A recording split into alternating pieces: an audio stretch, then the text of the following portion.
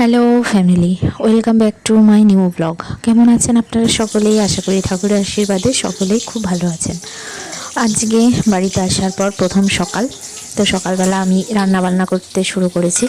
সকালবেলা যেহেতু আজকে সানডে, তো আজকে সকালে কিন্তু গরম গরম ভাত আর বেগুন ভাজা খাবে বললো, তো আমি সেগুলো বসালাম।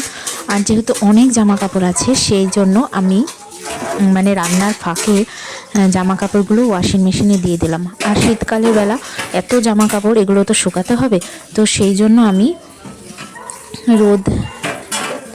রোদে যাতে দিতে পারি সেই জন্য তাড়াতাড়ি করে দিয়ে দিলাম। আর এই যে আমাদের দিদি এসছে বাসন মাজতে, চলে এসছে ঠান্ডার মধ্যে বাসন মাজছে, আর আমি এখানে ওয়াশিং মেশিনটা দিলাম।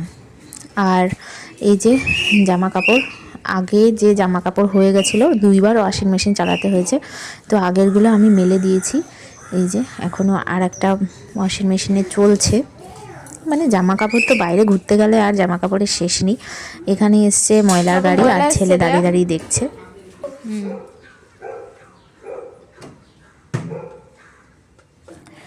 তো বলল যে সঙ্গে অমলেটও করে দিতে, তো আমি এখানে ধনেপাতা দিয়ে পেঁয়াজ দিয়ে অমলেট বানাচ্ছি। আর এইটা আমার হাজব্যান্ড ভীষণ ভালোবাসে। আর ডালও বসিয়ে দিয়েছি, ডালের মধ্যেও বেশ ধনেপাতা দিয়ে টমেটো দিয়ে করেছি। বলল আজকে ভীষণ ভালো খেলাম ডাল, অমলেট, বেগুন ভাজা দিয়ে।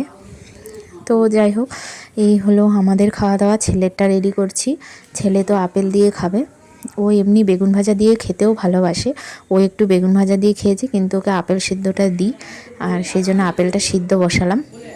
দেখুন আবার মেঘলা করে ফেলেছে, মানে একটু রোদ ওঠে একটু রোদ ওঠে না, এই হচ্ছে অবস্থা। এরপর তো হাজব্যান্ড গেছে বাজারে, আর আমি আসলাম ঠাকুর ঘরে এতদিন পর, মানে প্রায় 2 সপ্তাহ পর আসলাম। আর দেখুন ঠাকুরঘরের অবস্থা তো ভালো না, ঠাকুর ফুল ঠুল সব পচে আছে, এগুলো সব পরিষ্কার করতে হবে। ঠাকুর ঘর পরিষ্কার করতেই আজকে আমার সময় অনেকটাই চলে গেছে। আর ফুলগুলো সব ফেলতে হবে এক জায়গায়, তো চলুন ঠাকুর ঘরটা আগে ভালো করে পরিষ্কার করে নিই।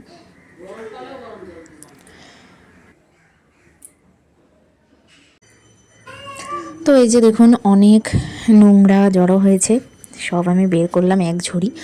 আর এই যে ছেলের জুতো, আমার জুতো, সবারটাই কেচে দিয়েছি, এগুলো রোদে দিলাম। আর এগুলো চলুন এবার ফেলি নোংরাগুলো। আর এখন আবার দেখছি আবার একটু রোদ উঠেছে, যাক ভালো, আবার কখন যে মেঘ করে যাবে তার কোনো ঠিক নেই। আর এখানে তো ভীষণ ঠান্ডা বাবা, কলকাতায় এবছর ভীষণ ঠান্ডা পড়েছে। তো দেখুন এইখানে কিন্তু আমাদের টমেটো গাছে টমেটো হয়েছে, গাঁদা ফুল গাছে ফুল হয়েছে, টমেটোগুলো বড় হচ্ছে, বেশ ভালো লাগছে দেখতে। অনেকগুলোই কিন্তু টমেটো হয়েছে।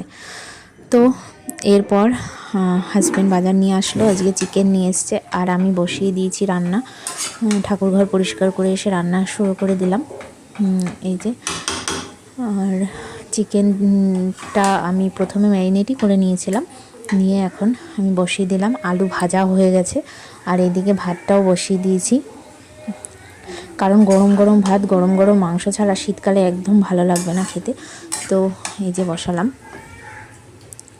এরপর রান্নাবান্না চলছে, এখন চলে আসলো দেখলাম ফ্লিপকার্ট থেকে মাসকাবারিও চলে এসছে। তো দেখিয়ে দিই আপনাদের কি কি মাসকাবারি আসলো।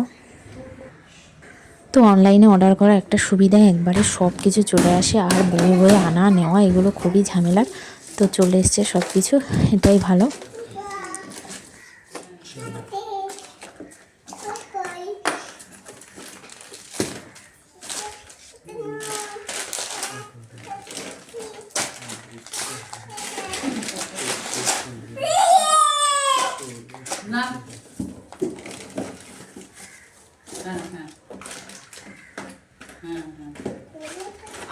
আমি তো জানি না যে ওরা এসছে, আমি সন্ধ্যাবেলা বলেছি কি যে মামন তো।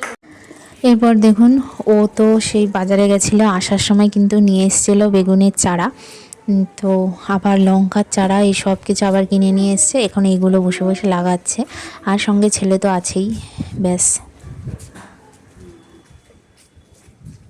ছুরিটা কোথায় রাখো?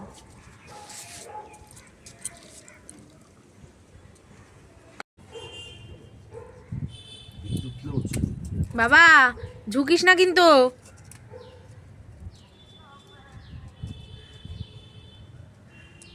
এই সায়নে কি করবো? নেই না, হ্যাঁ? সেটাই তো বুঝতে পারছি না। এরপর ছেলেকে খাইয়ে বাড়ির সকলের খাওয়া হয়ে গেছে, আমি ছেলেকে ঘুম পাড়িয়ে তারপর একা নিজের ভাত বেড়ে নিলাম। আর এই যে এখানে চিকেন আর হচ্ছে স্যালাড, আর এটা হচ্ছে গিয়ে বেতো শাক। এই হচ্ছে আজকের মেনু রান্না করেছি। এরপর দেখুন এই যে ছেলে কিন্তু ঘুমাচ্ছে, প্রচণ্ড ঠান্ডা, এখন ঠান্ডার সময়, ভালো ঠান্ডা পড়েছে, এখন সন্ধ্যা হয়ে এসছে, ছেলে ঘুমাচ্ছে। এরপর ছেলেকে তুললাম, তুলে ছেলেকে একটু দুধ খাওয়ালাম। আর দেখুন হয়ে গেল আমার একটা বিপদ, আমি খেতে বসছিলাম তখন আমাকে বিড়াল এসে কামড়ে দিল, মানে কি বলবো। তো এই যে আমি ডাক্তারের কাছে এসেছি, ছেলেও আসবে, এই ঠান্ডার মধ্যেও কিছুতেই বাড়িতে থাকবে না, তো তাই আমরা তিনজনেই চলে আসলাম ডাক্তার দেখাতে।